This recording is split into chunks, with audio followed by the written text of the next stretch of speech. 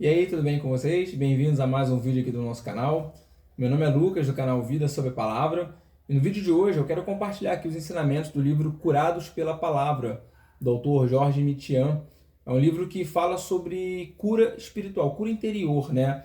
Eu creio que é um assunto muito importante, especialmente nos dias de hoje, porque a gente vê uma quantidade grande de pessoas com a saúde mental afetada, inclusive, infelizmente, dentro da igreja, né? Então eu tenho certeza de que esse assunto ele pode cooperar muito na tua vida, não só na tua vida, mas também de forma que você possa ser uma ferramenta de Deus na vida de outras pessoas, porque outras pessoas possam, através da tua vida também, experimentarem essa cura interior, né? Então fica comigo até o final do vídeo, para você saber como de fato você experimentar, você tomar posse dessa cura interior, né? Dessa saúde, né, espiritual, através da palavra de Deus. Bom, o livro ele é dividido por assuntos. O autor começa falando sobre as causas das enfermidades espirituais, né? Ele deixa claro que não adianta nada a gente tratar os efeitos, as consequências e não cuidar das causas. Então a gente tem que resolver de fato a raiz do assunto, né? As causas das enfermidades. Depois ele começa falando sobre a importância da gente destruir as fortalezas dentro de nós, fortalezas que se constroem na nossa mente, passando pela edificação do nosso interior, né? E finalmente nos ensinando o poder da verdade, o poder da palavra de Deus, né? E como usar esse poder em nossas vidas de forma prática. Logo no início do livro, ele faz uma constatação óbvia de que a nossa sociedade está enferma. Isso por conta do estilo de vida que a gente tem levado, do medo, das angústias, da ansiedade, das comparações também, tudo isso que a gente tem visto, que a gente tem vivido, né? Muitos procuram a cura em tudo que é canto, inclusive apelando para magia, para meditações transcendentais, curandeiros. Esse tipo de artifício não só não resolve o problema, mas agrava o problema ainda mais pelo contato com essas práticas que Deus proíbe, né? Então, o estilo de vida que a gente vive também tem cooperado muito para esses problemas, porque a gente vive uma vida baseada num progresso tecnológico, um progresso científico, e todo progresso sem Deus, por melhor que possa parecer, é incapaz de nos dar a paz, a cura que a gente precisa, né? Mas por que a gente experimenta tantos problemas nessa vida? Bom, o autor do livro usa uma passagem de Jeremias, capítulo 2, versículo 13, para explicar, né, de forma muito prática, o início de todos os problemas. Nessa passagem, a gente lê que Deus está advertindo o povo de Israel pelo fato deles terem, primeiro, abandonado esse próprio Deus, o convívio, o relacionamento com o próprio Deus, né? E sendo Deus a fonte de toda boa dádiva, a fonte da própria vida, abandonar o convívio, o relacionamento com Deus é a mesma coisa que perder a conexão com a nossa própria essência, perder o vínculo com a nossa essência. O segundo erro que a gente lê nesse versículo que eu acabei de citar é que Deus adverte o povo porque eles estavam buscando em outros lugares coisas que eles só poderiam encontrar em Deus, coisas que só Deus oferece. E essa realidade a gente também vê muito hoje em dia, porque as pessoas têm substituído Deus por quase tudo que se possa imaginar. Aí a gente pode colocar a questão do humanismo, do raciocínio, as soluções humanas, né, a praticidade, psicologia e por aí vai. Filosofias, né, que a gente acaba adotando. Um outro substituto muito comum tem sido o cristianismo mesclado com o humanismo. Isso é muito perigoso porque tem feito a gente adotar uma religião que é completamente amoral, ou seja, uma religião onde não existe o certo nem o errado, onde tudo é permitido, onde a qualidade de vida, o bem-estar é o principal, né? Então, isso de fato tem acontecido hoje nas igrejas, infelizmente, né? O discurso que a gente ouve muito em pregações é: não sofra mais, Deus te ama, apresentando um Deus que é amor, e de fato ele é amor, né? Mas isso é somente parte da verdade. Ninguém confronta mais ninguém. Por exemplo, não é dito que intimidade sexual antes do casamento é pecado. Então isso você quase não ouve mais, porque não se pode confrontar. Esse humanismo mesclado com o cristianismo tem feito um mal absurdo para as igrejas. Então o afastamento de Deus e a quebra das leis de Deus é a causa fundamental dos males da humanidade, da sociedade nos dias de hoje, né? Como sempre foi, na verdade, né? E a terapia de Deus começa com uma coisa chamada arrependimento, né? Jesus é a própria fonte da saúde, né? Quando Jesus leu a passagem lá de Isaías 61, lá no templo, né? Ele estava lendo ali, ele estava reafirmando que ele era de fato o enviado de Deus para curar o homem, para curar as pessoas, para curar a sociedade. Ele fala ali que ele foi chamado, né, para pregar boas novas aos que choram, para consolar os que choram, né? Só que Jesus ele não faria, nem faz isso de uma forma imperfeita, como um curandeiro. Jesus ele oferece uma cura completa, né? Ele não coloca tecido novo em vestes velhas. Ao contrário, quando o reino de Deus chega, ele traz consigo uma saúde total para as nossas vidas, em todos os âmbitos, tanto físico, quanto espiritual, quanto mental. Então, a gente aprende no livro que a principal causa das enfermidades espirituais é o pecado. Embora seja pouco abordado hoje nas igrejas, o pecado continua destruindo vidas, como sempre fez. Simplesmente porque o pecado atenta contra a imagem de Deus em nós, né? E o que é pecar? É um conceito um pouco vago, mas é muito simples, na verdade, entender. Pecar é simplesmente fazer a própria vontade, né? Decidir contra a vontade de Deus, né? O simples desejo de desobedecer não é pecado por si só, mas quando a gente começa a alimentar esse desejo e decide fazer a nossa vontade, aí sim o pecado é consumado, né? E a verdade mais ignorada, né, inclusive dentro da igreja, hoje em dia, é que o pecado abre porta para o diabo e para os seus demônios entrarem e fazerem uma bagunça na nossa vida, na nossa casa, nos nossos relacionamentos. Por isso, o pecado causa tantas feridas no nosso interior, né?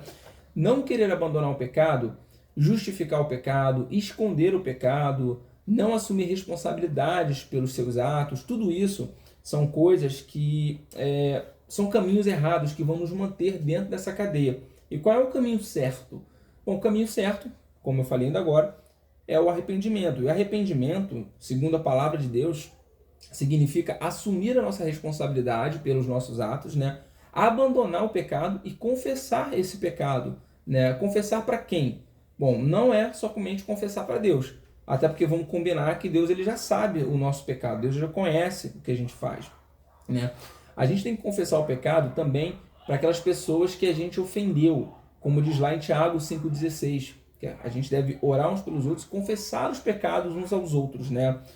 Algumas pessoas abandonam o pecado, de fato, mas nunca confessam, nunca trazem esse pecado para a luz, sendo que lá em Provérbios 28:13, a Bíblia deixa bem claro que aquele que encobre as suas transgressões, aquele que encobre os seus pecados, jamais prosperará, né?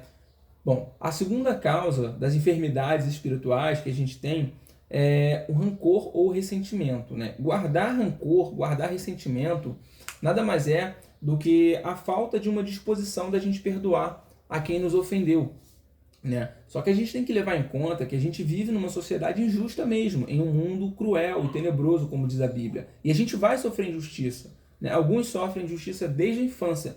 E toda ação injusta, quer dizer, toda injustiça que a gente sofre, ela vai causar uma dor, uma ferida, né? Em alguns casos, esse rancor, essa dor, ela transforma as pessoas em pessoas violentas, pessoas agressivas. Em outros casos, né, a dor transforma as pessoas em seres depressivos, né, pessoas que ficam tristes, né? Tanto em um caso quanto em outro, existe aí uma raiz de amargura, né, que se não for arrancada logo, ela vai crescer e vai se tornar um câncer dentro da gente, né? E qual é o remédio? O livro ele traz um ensinamento bastante claro também com relação a isso, né? É uma verdade que a gente tem que mentalizar, que diz assim: eu não posso controlar as ações das outras pessoas, ou seja, eu não posso controlar o mal que eventualmente podem fazer para mim, mas eu posso sim dominar o meu interior e encontrar em Deus uma solução profunda para toda mágoa que eu vivo, né? E essa solução profunda, o livro deixa bem claro que ela passa necessariamente pelo perdão, né? O perdão ele é fundamental para que a gente possa experimentar essa cura interior que o livro ensina, né? Existem de fato mágoas, dramas que são realmente fortes, mágoas profundas que a gente não vai conseguir perdoar sozinho, na força do nosso braço. A gente tem que depender de Jesus para conseguir isso, né? Lembra também, e o livro ensina, que perdoar não envolve sentimentos, perdoar é uma decisão, né? A cura do nosso interior, ela vem depois que a gente decide perdoar pela fé, né? Jesus também ensinou, tanto através da oração do Pai Nosso, como através de parábolas, né, a importância do perdão. Ele deixou claro que se a gente não perdoar a quem ofendeu a gente também não vai encontrar perdão em Deus pelas nossas ofensas, né? E um dos exemplos que o livro dá sobre a história de José, né? Não sei se você conhece, mas José ele sofreu muitas injustiças, ele foi vendido pelos irmãos como escravo, né? Mas ele, na condição de governante, lá no finalzinho da história, né? Ele não se vinga dos irmãos. Por que ele não se vinga dos irmãos? Porque há muito tempo ele já havia decidido perdoar os irmãos no seu coração, mesmo que eles não tenham nem sequer pedido perdão ainda, né? José sabia que nenhuma injustiça dessa vida está acima da soberania de Deus, né? Ele sabia que mesmo as coisas ruins só acontecem porque Deus tem um plano e um propósito para tudo. Lembra que todas as coisas cooperam para o bem daqueles que amam a Deus. E José já sabia disso, ele já tinha essa fé, já tinha esse conhecimento, essa revelação de Deus, né? Uma das outras causas das enfermidades espirituais também, que o livro ensina, é a opressão do diabo, a opressão do inimigo sobre a nossa mente, né? O diabo age na vida das pessoas de diferentes maneiras e em diferentes momentos. Enquanto algumas pessoas são atormentadas desde a infância, outras acabam abrindo espaço para o inimigo em suas vidas voluntariamente, através de atos sexuais, por exemplo, através de palavras, através de pecados, ou involuntariamente, através de algum abuso que a pessoa possa ter sofrido. O fato é que, de uma forma ou de outra, o diabo se aproveita dessas brechas para entrar na vida das pessoas, né? E o diabo, o inimigo, ele é um ser real, espiritual, porém invisível. Mas as obras dele na vida das pessoas são muito bem visíveis, né? Ele é o pai da mentira e ele opera a partir da ignorância das pessoas e a partir da falta do conhecimento da vontade de Deus, né? Então, independente de como ele age na vida das pessoas, como ele opera, qual a brecha que ele encontra, a verdade é que em qualquer uma dessas situações é necessária uma libertação. E aí é importante a gente lembrar que Jesus Cristo veio justamente para destruir as obras do diabo e para nos libertar desse jugo opressor que o diabo tem sobre a nossa vida. E uma coisa que também o livro ensina, que eu acho importante falar aqui, é que mesmo sendo cristão, mesmo se você já recebeu Jesus na sua vida, existem sim chances do inimigo te atacar, né? Mesmo cristãos, como eu falei ainda agora, abrem a porta, abrem a brecha nas suas vidas para o diabo. Seja através de palavras, através de sentimentos, de rancor, de falta de perdão, como eu falei ainda agora. E com essa opressão que o diabo exerce, ele junta as próprias mentiras dele também, né? Então vão produzindo ali na nossa mente depressão, temores e vão criando fortalezas dentro de nós, né? Que são fortalezas que se fortalecem ali contra a palavra de Deus, contra a verdade de Deus na nossa vida.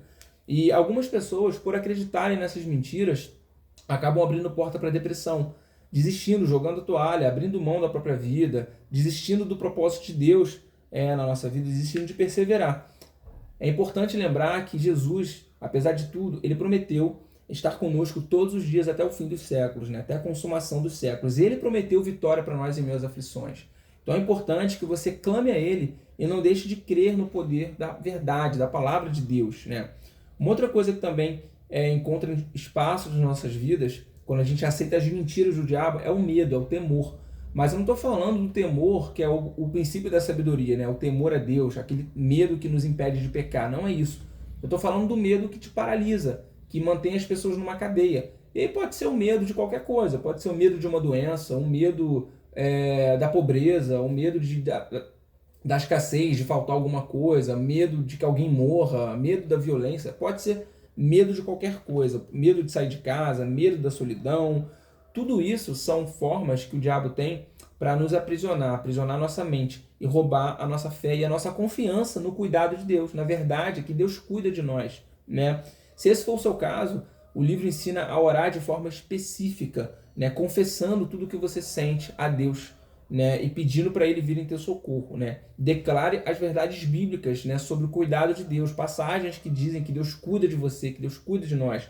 Declare e tome posse através da palavra de Deus. Com certeza você vai estar combatendo essa mentira do diabo de forma direta, né? Lembra que o objetivo do diabo é conquistar a nossa mente. E como é que ele conquista a nossa mente? Questionando as verdades absolutas de Deus na nossa vida, né? O livro menciona a frase: mude as crenças de uma pessoa e você mudará os seus sentimentos e a sua conduta, né? Então, por isso o diabo ele luta para nos fazer acreditar naquele monólogo interno, né, que é alimentado com as mentiras contrárias à palavra de Deus. E com isso, a gente vai criando fortalezas dentro de nós, né?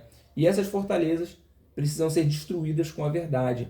Essa questão de criar fortalezas, o livro fala muito sobre isso, e inclusive o autor é tão forte nessa citação que o autor ele cita o versículo bíblico, onde Paulo faz uma referência ao assunto, lá em 2 Coríntios, capítulo 10, versículo 4, a palavra diz que as nossas armas espirituais são poderosas em Deus para destruir fortalezas. E é exatamente isso que o autor do livro ensina e fala, né, com bastante ênfase. Né? Essas fortalezas são mentiras que vão sendo construídas pelo inimigo dentro da nossa mente, né? Muitas vezes desde a nossa infância. São coisas que a gente ouve dos pais, de professores, de pessoas que têm alguma influência sobre a nossa vida, né? Pessoas que são mais velhas. E tudo isso são, infelizmente, ótimas oportunidades para que o diabo ele sopre, ele venha confirmando essas mentiras na nossa mente.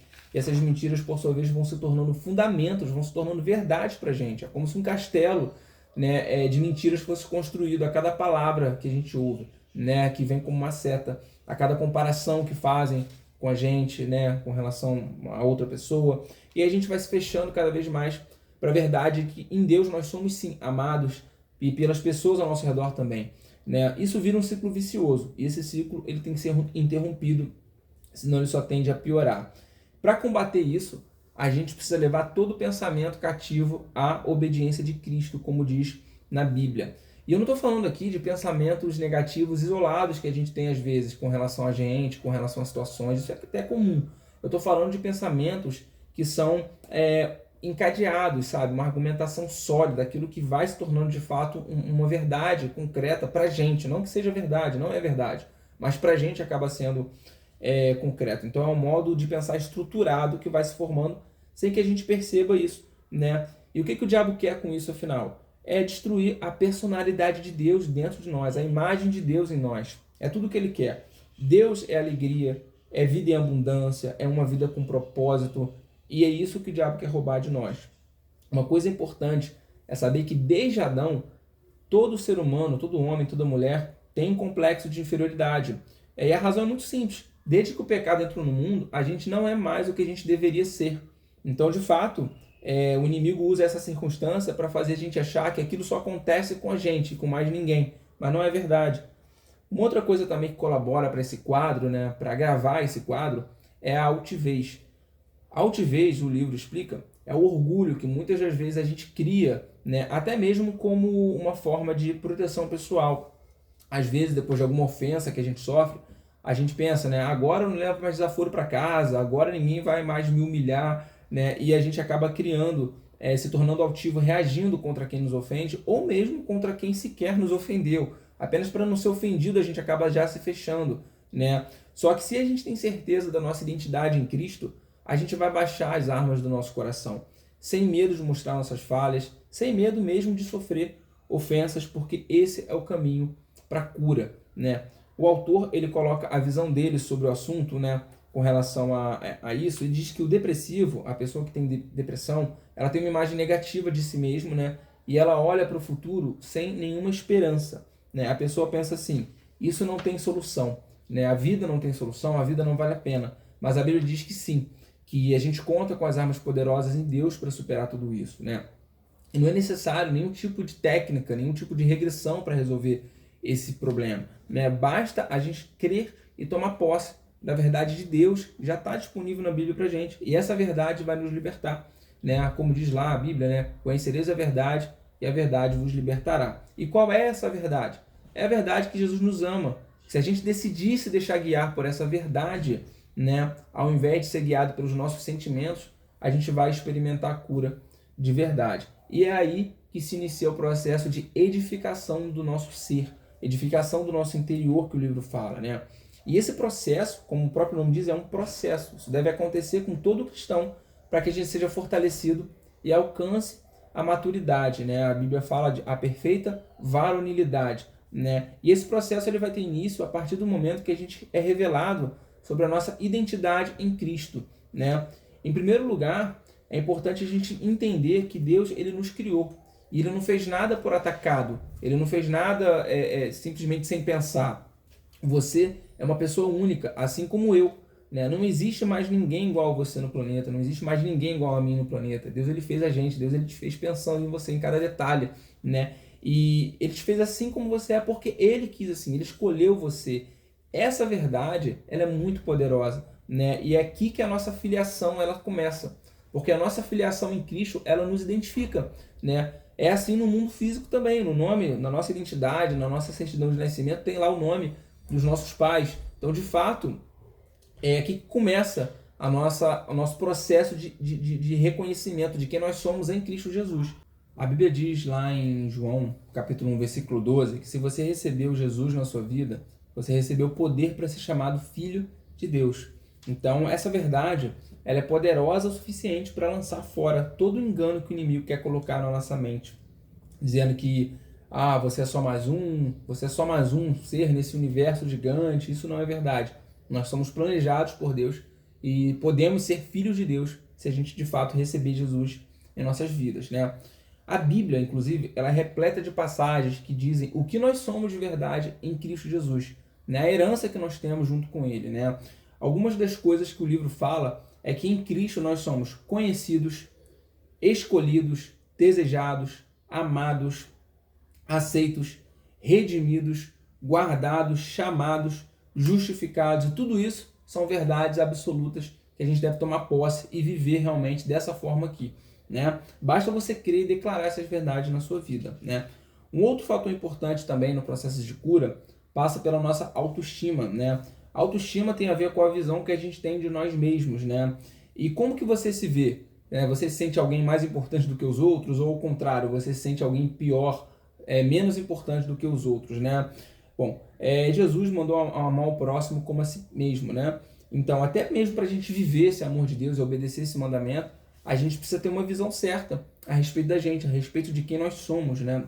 Então, mais uma vez eu falo, essa visão a gente só vai ter se a gente se enxergar da mesma forma que Deus nos enxerga, se a gente tiver realmente o olhar correto sobre a nossa vida, né? Deus não quer que a gente se enxergue, né, de uma forma separada de Jesus. Ao contrário, Deus quer que quando a gente olhe, quando a gente pense em nós, quando a gente olhe para nós mesmos, a gente veja ali, né, que nós somos um só com Jesus Cristo, né? Essa convicção deve dominar a nossa mente, deve dominar nosso pensamento, né?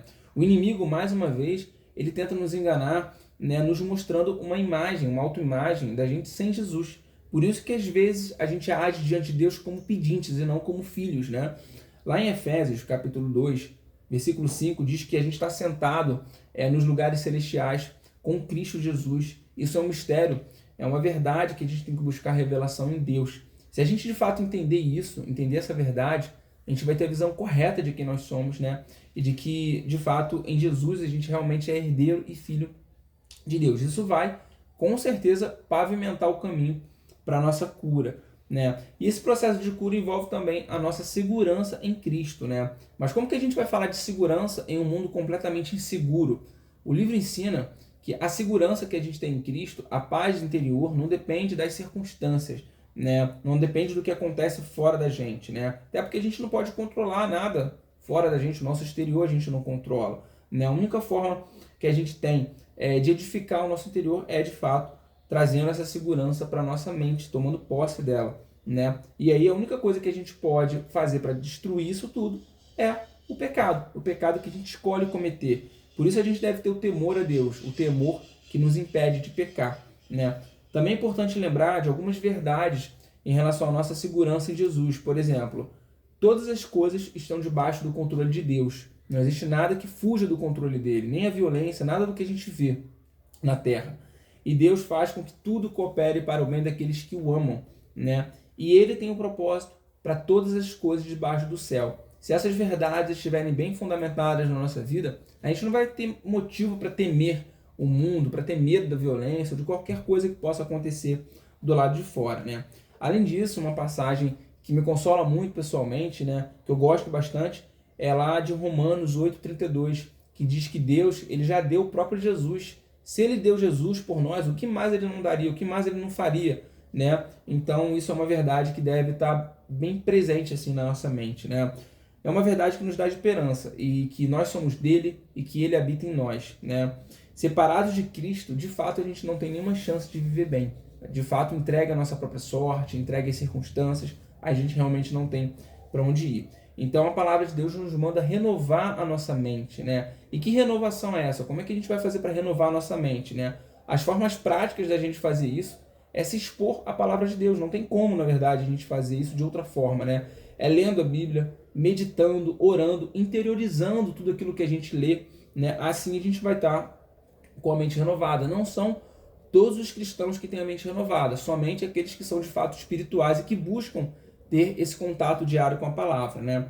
Por isso, muitos na igreja acreditam nas mentiras do inimigo, né? O inimigo, o diabo, ele não muda a forma dele de operar, ele sempre sopra na nossa mente pensamentos, né, que parecem verdade, tem até 90% de verdade, mas os 10% de mentira que tem lá dentro são fatais, é como se fosse um bombom com um veneno dentro, né? Aquele veneninho ali, por mais que esteja escondido, ele é fatal e vai comprometer todo o resto. E é assim que o diabo trabalha, né, nas nossas mentes, né? Então, a nossa cura vem pela palavra, né? O próprio nome do livro é Curados pela Palavra, e ele explica ali, né, com tudo isso que foi falado aqui, como que a gente faz para tomar posse de fato da palavra, das verdades da Bíblia. Então, o conselho que o livro dá, e que eu quero deixar bem claro aqui, é que a gente deve valorizar o fato da gente ter uma Bíblia e poder ler essa Bíblia a qualquer hora do dia, poder meditar na palavra de Deus a qualquer hora do dia, valorizar de fato essa liberdade que a gente tem, né? E a Bíblia, ela diz que a fé vem pelo ouvir e ouvir a palavra. Então não apenas leia, mas também declare as verdades da palavra de Deus, proclame essas verdades para que você possa aumentar a sua fé, né? E é justamente isso. Fé é justamente isso, acreditar no que a Bíblia diz, acreditar naquilo que talvez você não veja, mas a Bíblia diz que já é teu, já é tua, pela herança que você tem em Cristo Jesus. Então eu espero que esse resumo tenha abençoado a tua vida, tenha edificado a tua vida, e o meu desejo é que você tenha uma vida alicerçada nas verdades da palavra de Deus, né? Que você possa também ser uma ferramenta de Deus na vida das outras pessoas. É claro, como eu aconselho aqui quase sempre, né, nos resumos que eu faço, não se conforme só com o que eu falei aqui. Se você puder e quiser adquirir esse livro, né, você pode procurar o livro Curados pela Palavra, né, do Jorge Emitian. Vou deixar aqui embaixo escrito direitinho. É sempre melhor, porque eu creio que quando você lê o livro, né, além de você estar tendo acesso a tudo aquilo que tem de ensinamento ali, muito mais rico do que um resumo, eu creio que Deus pode falar contigo de uma forma também individualizada, de uma forma mais profunda, né? Eu tenho certeza de que sua vida pode ser ainda mais abençoada do que apenas com um resumo. Meu desejo aqui é te atiçar a ler e, claro, né, fortalecer a tua fé com esse ensinamento breve aqui, tá bom? Se você gostou, eu peço para que você dê o like nesse vídeo, para que você compartilhe com alguma pessoa que você queira abençoar. E claro que você se inscreva também no nosso canal, assim você vai estar ajudando essa mensagem a chegar mais longe e pode alcançar outras pessoas. Aí pode ser uma ferramenta de Deus também para alcançar outras pessoas, tá bom? Vou ficando por aqui então, um grande abraço e até o próximo vídeo, se Deus quiser.